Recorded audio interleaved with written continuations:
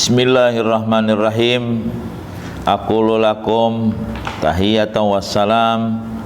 Assalamualaikum warahmatullahi wabarakatuh.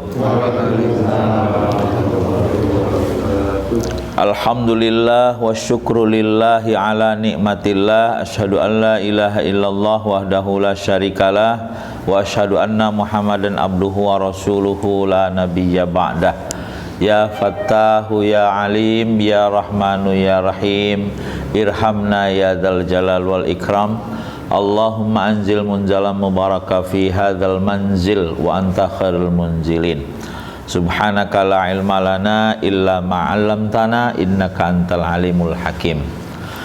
Bapak hadirin jamaah Nurul Barokah yang sangat berbahagia pada malam hari ini bisa bertemu muka, bersapa hati untuk bersama-sama talabul ilmi. Insyaallah berangkat dari keyakinan dari apa yang disampaikan oleh Allah dan Rasulnya, bahwa majlis yang di dalamnya dibacakan Al-Quran, majlis yang di dalamnya disebut nama Allah, majlis yang di dalamnya dipelajari ajaran-ajaran Islam, ternyata bukan hanya sekedar mendatangkan kebaikan, tapi karena rahmat dan kasih sayangnya Allah, Allah juga dapat menghapuskan dosa-dosa kita disebabkan karena kita berada pada majelis ilmu. Sudah selesai kaji kita di surat Al-Fatihah. Tentu apapun yang didapatkan dari surat Al-Fatihah yang begitu agung, kalau nanti direview kembali mungkin bisa kita minta datanya ke Pak Haji ya, Pak Haji Mul, insya Allah punya file yang cukup qualified ya, untuk beliau mendokumentasikan apa yang pernah kita kaji dari ayat per ayat di surat Al-Fatihah. Baik Bapak hadirin sekalian, kita buka silakan fi suratil Baqarah. Di surat Al-Baqarah. Surat Al-Baqarah itu adalah surat yang kedua. Yang pertama surat Al-Fatihah, yang kedua surat Al-Baqarah. Terdiri dari 286 ayat. Itu di bawahnya tuh lihat. Wa ayatuha mi'ataini sittah wa thamanin. Fis safhah, di halaman 3. Oh ya, halaman 3. Berarti fis safhah ats-tsalitsah, artinya halaman ketiga. Fi suratil Baqarah, di surat Al-Baqarah. Wa jumlatu ayatihi, jumlah ayatnya mi'ataini sitta wa thamanin, 286 ya, 286. Tuh ada angkanya tuh ya, biar sekaligus juga kita paham angka Arab. 286. Wa ruku'atuha, dan ruku'nya ada 40. 40 ruku' itu artinya, nah ruku' di sini adalah alinea.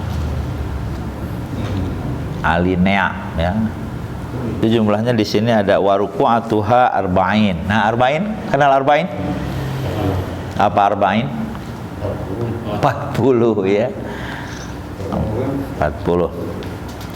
Baik, saya baca untuk bisa direnungkan bersama-sama, ikuti bacaan dalam hati, karena mungkin di antara kita ya ada yang sudah bisa baca, ada juga yang belum.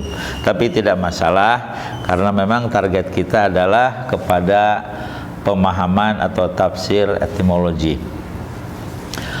A'udzu billahi minasyaitonir rajim. Bismillahirrahmanirrahim. Alif lam mim. Gitu bacaannya. Ayat pertama saya ulangi. Alif lam mim. Boleh tadi lihat ke Al-Quran, sekarang lihat ke mulut saya. Alif lam lam mim. Gampang ya. Alifnya tidak panjang, lam. La-nya panjang dulu, terus dimasukkan ke M karena bertasdid. M-nya ditekan dulu lama karena ada dua huruf yang apabila ada tasdidnya ditekannya agak lama, yaitu nun dan mim. Alif lam mim. Baik, lanjutkan dulu, saya baca.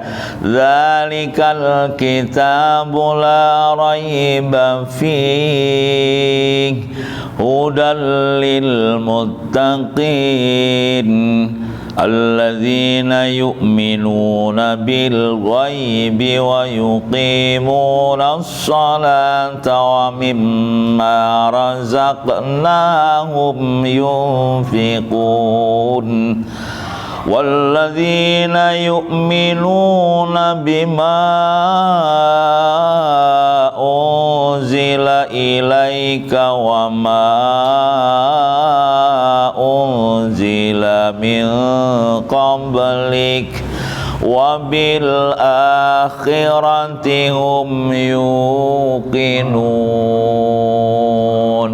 Gitu SNI ya, bagus enggak, jelek enggak, tapi ya standar ya.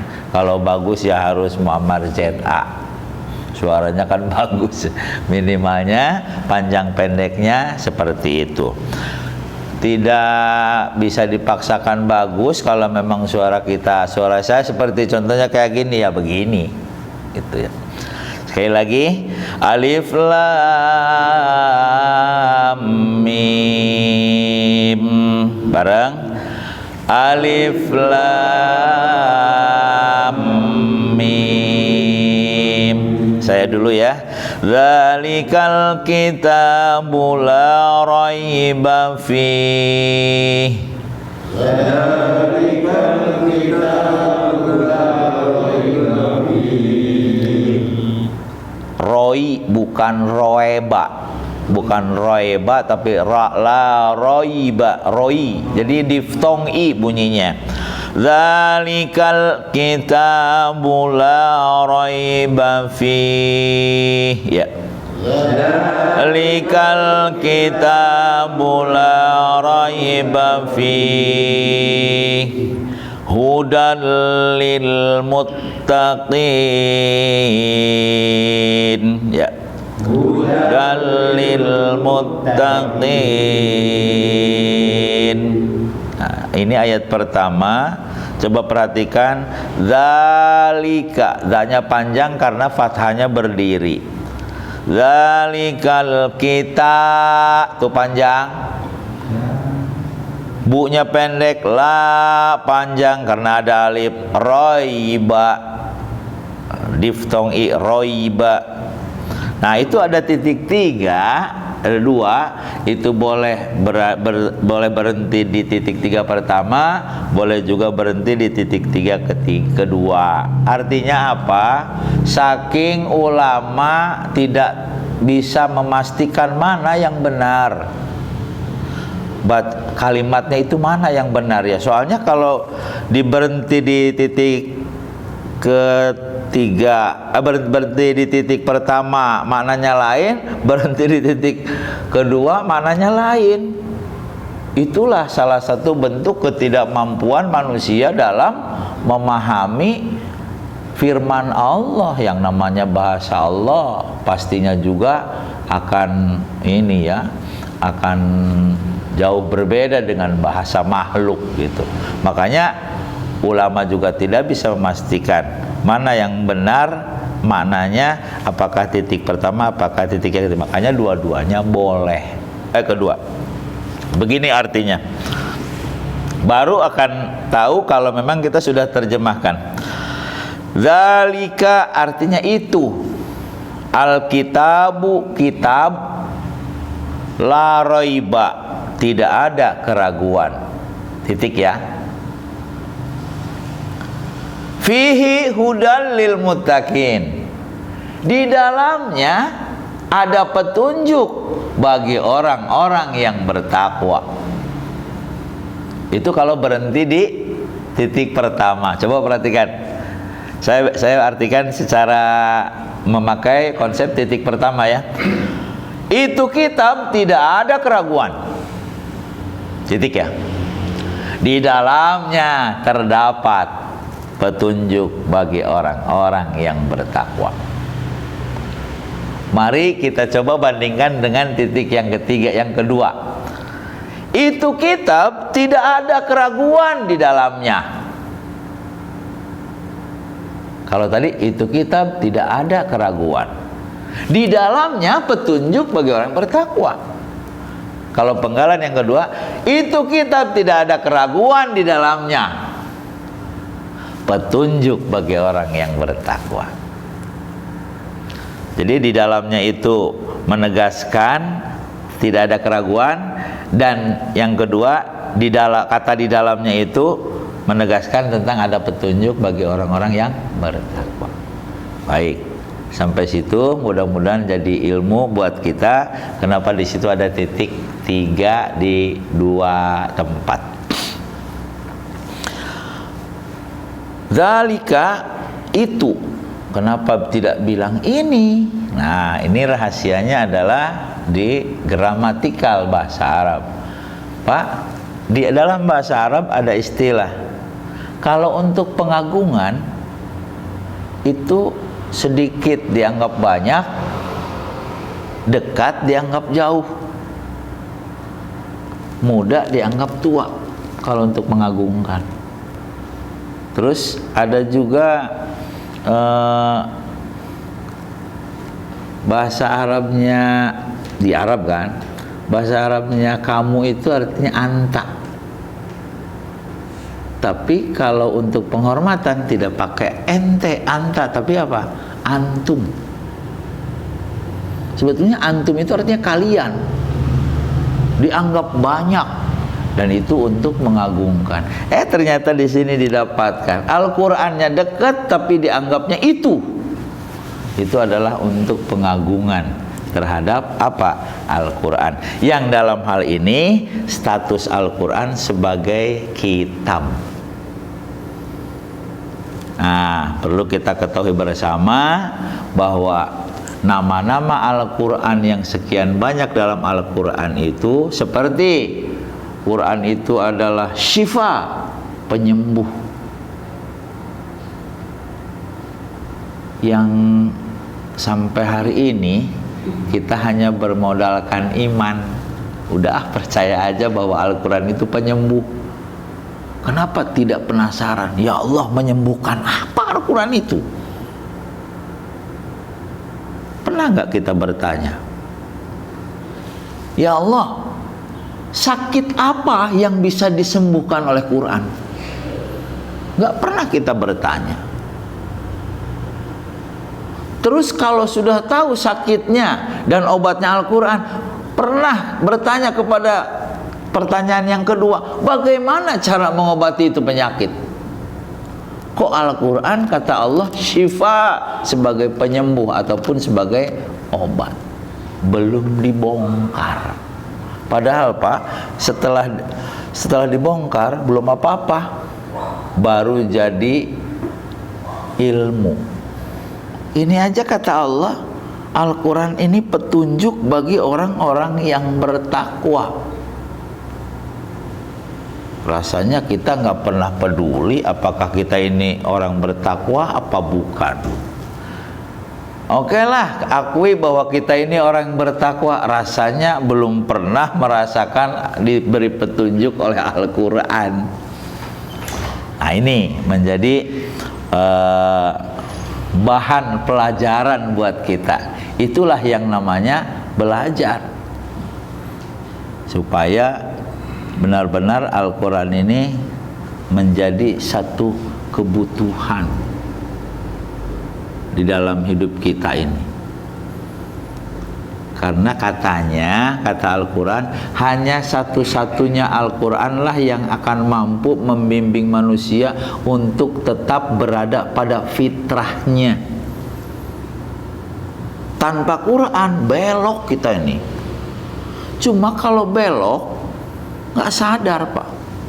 Berarti luar biasa Allah memberikan wahyu yang ternyata Pak, wahyu ini nggak bisa diberikan begitu saja, harus ada rasulnya. Makanya belajar Quran itu pasti akan kemana-mana, harus ada rasulnya. Rasul siapa rasulnya itu? Yang memandunya, yang menerangkannya, yang menjadi praktisinya gitu. Iya Pak, tidak menolak bahwa bacaan Al-Quran itu pahalanya sangat besar, bukan per surat, bukan per ayat, bukan per kalimat, bukan per huruf, bukan per kata, tapi per huruf pahalanya. Itu saking apanya? Itu saking pentingnya Rasul mensupport kita agar mau baca Quran. Tentu baca itu sendiri dalam arti adalah memahami. Nah di sini dalikal kitab, Allah mengatakan bahwa Al-Quran ini yang kapasitas saat ininya sebagai kitab. Kitab itu kan artinya satu ketetapan. Ternyata Allah membuat ketetapan, baik itu ketetapan yang bersifat tulisan di dalam Al-Quran yang dinamakan ayat qauliyah. Ini ayat qauliyah namanya, ataukah ketetapan yang Allah buat di alam semesta lewat kejadian. Semua kejadian itu Qurani semuanya. Contohnya kejadian apa, Ing? Udah aja lah yang penting, semuanya kejadian kan. Contohnya apa, Ing? Gempa bumi. Ada anak mengecewakan orang tua. Ada bisnis yang sudah dimodalin tapi bangkrut. Itu kejadian. Subhanallah. Jadi kita bertambah bahwa wahyu Allah itu dua. Yang pertama qauliyah, yaitu Al-Quran, dan yang lewat kejadian yang datang kepada kita sebagai accident, itu artinya ayat kauniyah. Pak, saking imannya yang namanya Umar bin Khattab, ya iman itu sendiri kan tidak ujuk-ujuk datang. Berapa lama ditempa oleh Rasulullah SAW sehingga yang tadinya seorang yang paling bengis, seorang yang temperamental, seorang yang beringas, ternyata setelah diasuh oleh Rasul itu menjadi orang yang paling beriman. Gak tahu tuh ngasuhnya kayak apa Rasulullah. Sampai bilang gini Umar bin Khattab, aku tidak tahu dan tidak mau tahu tentang apa yang terjadi menimpa diriku. Apakah itu kejadian sesuai dengan keinginan, atau itu kejadian bertolak belakang dengan keinginan? Karena kenapa aku tidak tahu dan tidak mau tahu? Karena memang aku tidak tahu yang baik buat aku itu yang mana. Apakah yang sesuai dengan keinginan atau yang bertolak dengan belakang dengan keinginan? Sehebat itu tidak adanya keraguan seorang Umar bin Khattab terhadap apa yang menjadi keputusan Allah, baik yang ada di qauliyah maupun yang ada di kauniyah. La raib, tidak ada keraguan. Jadi kalau Allah menyatakan bahwa Al-Quran ini di dalamnya tidak ada keraguan, mudah-mudahan kita termasuk orang yang tidak pernah punya penyakit ragu. Jadi diri sendiri malu, jadi orang lain nggak mampu, yang akhirnya orang itu sembunyi. Ternyata hilang keraguan terhadap ayat-ayat Allah, mendidik kita untuk tidak menjadi orang yang ragu. Rasulullah mengatakan tegas dalam hadisnya, da' ma yuribuka ila ma la yuribuk. Tinggalkan keraguan untuk menuju kepada yang tidak ragu. Kan kita kadang-kadang berinteraksi dengan sesama, dengan teman, dengan keluarga, dengan atasan, dengan teman sejawat, sekantor. Kan kita sering menduga. Sebetulnya Inna dhanna la yugni minal haqqi syai'an, kata Nabi. Sesungguhnya menduga-duga itu tidak akan menghantarkan kebenaran kepada kebenaran sedikit pun, nggak bakal. Yang namanya menduga-duga. Jadi untuk menghilangkan dugaan, maka realkan, bicarakan. Barangkali di sini ada yang dipanggil oleh dokter, datang saja. Datang. Dipanggil oleh bank, datang saja. Ada masalah, hadapi saja. Selesaikan. Karena memang ternyata permasalahan demi permasalahan yang datang kepada kita sesungguhnya itu datang dari Allah untuk mengadakan keseimbangan dalam diri kita. La yukallifullahu nafsan illa wus'aha. Sesungguhnya Allah tidak akan membebani seseorang kecuali dengan kemampuannya. Masya Allah. Jadi sebetulnya nggak ada orang yang mampu. Sesungguhnya Allah tidak pernah memberikan beban yang kita tidak mampu memikulnya. Apalagi doanya harus kita kumandangkan juga. Rabbana la tu'akhidna in nasina au akhtana, di surat Al-Baqarah terakhir tuh. Ya Allah, janganlah kami termasuk orang-orang yang diberi beban disebabkan karena kami lupa dan salah dan lupa. Rabbana wala tahmil alaina isran kama hamaltahu alal ladzina min qablina. Ya Allah, jangan jadikan kami orang-orang yang diberi bencana, diberi beban seperti orang-orang yang terdahulu. Rabbana wala tuhamilna ma la taqata lana bih. Ya Allah, jangan bebani kami dengan sesuatu yang kami tidak mampu memikulnya, ya Allah. Itu ada doa kan? Kuat banget doa itu. Nanti itu di akhir surat Al-Baqarah. Ternyata semuanya itu adalah untuk betul-betul membawa kita kepada hilangnya keraguan, hilangnya kepura-puraan, hilangnya kemunafikan, hilangnya rasa was-was, hilangnya rasa khawatir. Dulu kita adalah orang yang selalu menyesal dengan masa lalu. Dulu kita adalah orang yang selalu khawatir dengan masa depan. Tapi hari ini sesudah ngaji, kami adalah orang-orang yang berserah diri dan bertawakal. Kerjakan saja apa yang ada di hadapan kita, karena memang itu semua adalah kebaikan dari Allah Subhanahu wa ta'ala. Hilang ragu sebab kita baca Quran. Apalagi statement-statement Allah, aturan-aturan Allah di dalam Al-Quran sudah tidak lagi merupakan sesuatu yang ragu. Pertanyaannya, why? Kenapa kita tidak ragu? Nah sekarang hadir ketidakraguan terhadap apa yang Allah firmankan dalam Quran. Pertanyaannya, kenapa? Mari untuk membuktikan bahwa Al-Quran tidak ada keraguan, coba makin belajar, makin membuka, makin membuktikan, makin bodoh dia. Dalam arti makin bodoh tuh makin banyak ilmunya yang harus dibuka lagi, berarti kan bodoh. Itu ya, Pak. Seperti itu kayaknya keberadaan ilmu itu.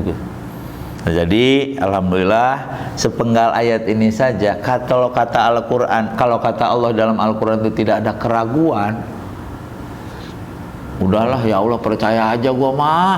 Nggak gitu kali. Allah ingin agar Allah bilang A, kita pun bilang A, bukan karena disuruh Allah, tapi benar-benar iya ya Allah, benar sholat itu memang luar biasa. Sholat itu Pak, ada imam, ada makmum, ya kan? Simbolis banget. Coba hidup masing-masing, tidak terpimpin, kayak apa gitu. Selesai masalah keluarga, aman nyaman keluarga, ya.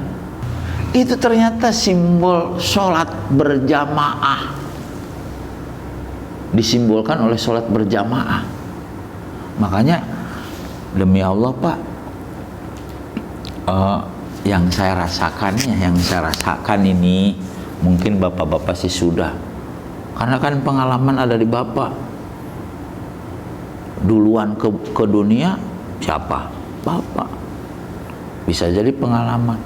Saya mah Pak, sholat berjamaah tuh masih agak merasa hampa, ya kan? Sampai kok saya berangan-angan, duh kiranya aku dulu lahir di zaman Rasulullah, sehingga imamnya Rasulullah, yang ternyata Rasulullah bukan hanya sekedar memimpin sholat, tetapi memimpin juga rakyat, yang orang jamaah yang di belakangnya.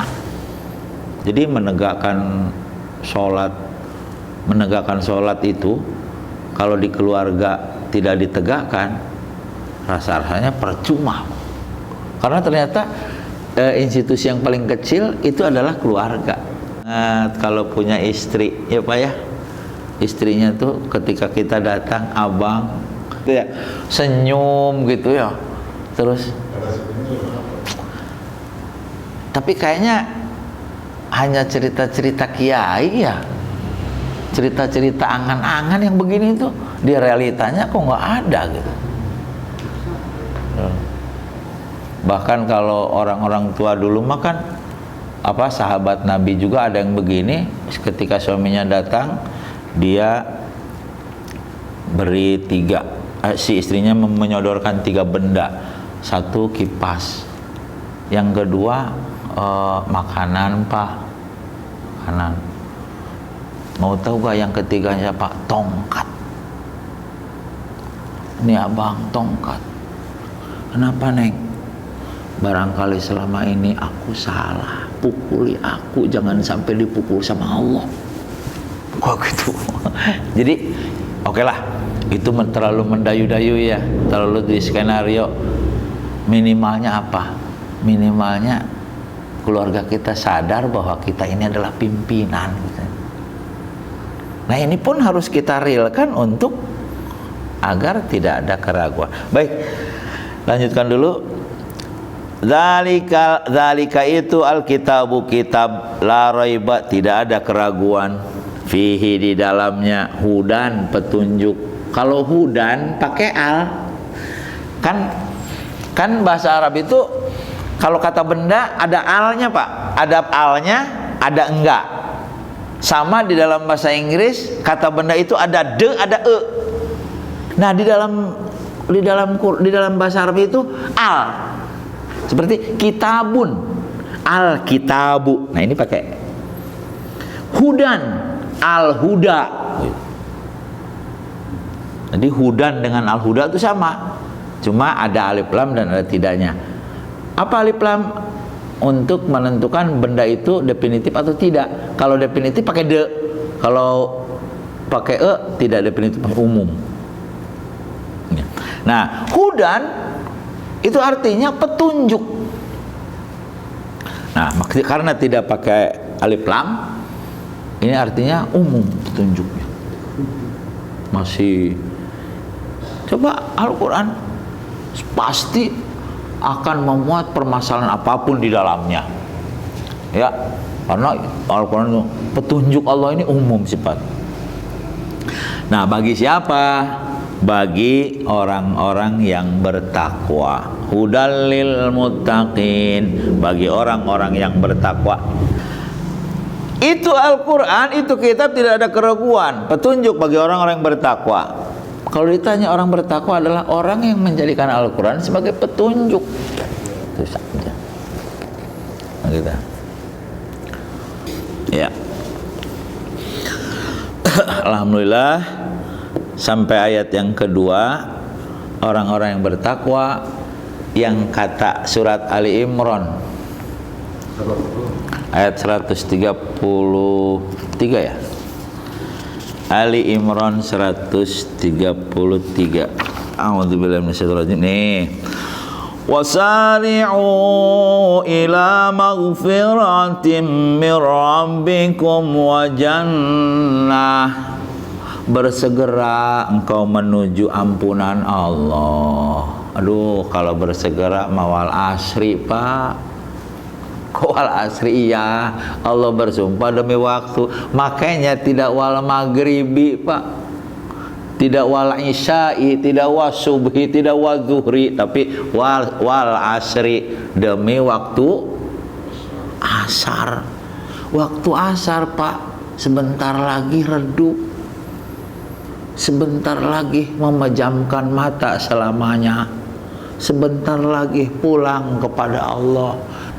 Wasari'u, segera kata Allah. Kalau segera itu kan injury time, waktunya sedikit. Menuju apa? Ila maghfirah, kepada ampunan. Ampunan itu adalah ada dalam kandungan muatan istighfar. Istighfar itu adalah menghadirkan kesadaran yang akan mampu merubah sikap dan mentalitas menjadi tawadu, menjadi tidak marah, menjadi rumongso, menjadi tepo seliro, dan lain sebagainya. Kan gitu kan? Bukan, udah ya Allah aku udah minta maaf, aku udah istighfar, aku udah sholat taubat, aku udah, tapi tidak merubah mentalnya. Lah, ya enggak sah ya istighfarnya kan. Wa jannatin, dan segeralah engkau menuju surga Allah, arduhas samawati wal ard, yang ternyata surga itu luas, seluas langit dan bumi. Ini istilah ya, seluas langit dan bumi itu istilah Pak. Bumi aja segini luasnya, apalagi langit, apalagi alam jagat raya. Kalau surga mau luas mau tidak, orang bukan tempat kok, bukan tempat yang mengenal ruang dan waktu kok surga mah. Ya memang Allah gambarkan seluas langit dan bumi itu supaya apa? Luas banget surga Allah gitu ya. Uiddat lil muttaqin, adalah disiapkan bagi orang-orang yang bertakwa. Jadi orang yang bertakwa mah dari sekarang juga dadanya udah lega. Seluas langit dan bumi. Memang surga cuma di sana Pak? Enggak. Kan ada surga dunia. Kalau jadi uiddat lil muttaqin itu ternyata surga itu disiapkan bagi orang benar. Yang ternyata kata Allah diilustrasikan di sini seluas langit dan bumi. Yang bagaimana? Alladzina yunfikuna fis sarra'i wad dharra, yaitu orang-orang yang berani menginfakkan hartanya di waktu lapang maupun sempit. Waduh, Gusti ya Allah, berat. Apalagi kalau sudah ada perintah, berikan yang kamu cintai, berikan yang terbaik. Waduh. Tapi dah Allah juga mual bohong ya Pak ya. Allah juga nggak bakal bohong. Allah nggak pernah salah perintahnya. Ternyata memang hilang keserakahan, hilang juga kekhawatiran, bahagia kita. Saya mah sekarang mah mau coba baru mau coba Pak. Ai sugan teh cenah ustad mah Gusti baheula. Naonana sarua bae ustad ge jelema. Sekarang mau coba kita semua yuk untuk tidak menspesialkan sesuatu, karena memang nanti sakit endingnya. Semua milik Allah. Ternyata memang benar Pak, kalau kita sudah terdidik seperti itu, yang pada akhirnya apa? Semua jadi milik kita malah Pak. Kalau berat ya wajar, namanya belum terbiasa kan? Allah juga maklum. Tapi kan step by step, by stepping ya. Memberikan, berinfak, mengorbankan harta di waktu lapang maupun sempit. Pak, sabar itu adalah tangguh di saat mendapat musibah, belum ada apa-apanya. Coba kalau sabar udah begini, memberikan sesuatu kepada orang lain padahal dia sedang padahal dirinya sedang membutuhkan, dan hilang kekhawatirannya. Itu sabar. Puncaknya sabar barangkali. Subhanallah. Wajar kan? Berinfak di saat lapang maupun sempit. Wal kadhiminal ghaid, dan mampu menekan rasa amarah. Ya kan? Wal afina anin nas, dan memaafkan manusia. Yang namanya manusia itu pasti harus dimaafkan. Yang namanya juga manusia. Ma itu apa-apa, nusia itu dia lupa. Ini apa-apa lupa. Iya, lupa. Lupa marah, lupa menghina orang, gara-gara lupa berbuat menyakiti orang dan lain sebagainya. Maklumi. Kenapa harus dimaklumi? Gini, ada orang maki-maki, menghina itu bukan andanya, tapi nafsunya. Kalau andanya itu sayang kan sama saya, gitu. Lagi juga pas secara logika, kalau kita dimarahin berarti itu sebetulnya disayang. Coba kalau orang dicuekin lebih dari dimarahin. Dimarahin itu artinya ada perhatian. Seperti seorang orang tua ke anak marah, itu lagi sayangnya Pak. Terus walafinan nas wallahu yuhibbul muhsinin, dan Allah senantiasa selalu mencintai orang-orang yang berbuat kebajikan. Itu diantara kriteria orang bertakwa yang kalau di surat Al-Baqarah yang kedua, orang yang bertakwa adalah orang yang terlebih dahulu menjadikan Al-Quran sebagai petunjuk. Mudah-mudahan Nurul Barokah punya niat baik, sudah membelikan Al-Quran kita untuk belajar Quran supaya dapat pelajari dalamnya dan hilang keraguan kita terhadap kebenaran-kebenaran yang datang dari Allah karena kita sudah mempelajarinya. Karena apa? Ragu pun nggak bakal ada, benci pun nggak bakal ada, ingin pun, cinta pun nggak bakal ada terhadap Al-Quran kalau memang kita tidak mempelajarinya. Baik, kita akhiri dengan membaca sekali lagi 1 sampai 2 saja dulu ya Pak. Alif Lam Mim, ya. Alif Lam Mim. Dzalikal kitabu la raiba fihi. Dzalikal kitabu la raiba fihi. Hudal lil muttaqin. Hudal lil muttaqin. Alif lam mim, dzalika itu alkitabu kitab, la tidak, raiba keraguan, fihi di dalamnya, hudan petunjuk, li bagi al muttaqin orang-orang yang bertakwa. Sekali lagi, alif lam mim. Kenapa alif lam mim? Yang nggak ada artinya. Jangankan saya yang kuricak, yang bodoh-bodoh acan, ulama besar dunia tidak berani mengartikan apa itu alif lam mim. Apalagi kita, ya kan? Rasulullah pun enggak. Alif lam mim. Dzalika itu alkitabu kitab, la raiba tidak ada keraguan, fihi di dalamnya, hudan petunjuk, lil muttaqin bagi orang yang bertakwa. Shadaqallahul azim wa sadaqa rasul karim wa nahnu ala dzalika minasyahidin walhamdulillahirabbil alamin. Tutup dengan doa kafarah majelis. Subhanakallahumma wa bihamdik asyhadu an la ilaha illa anta astaghfiruka wa atubu ilaik. Terima kasih atas perhatian dan terima kasih untuk tidak ada pertanyaan. Assalamualaikum warahmatullahi wabarakatuh. Waalaikumsalam warahmatullahi wabarakatuh.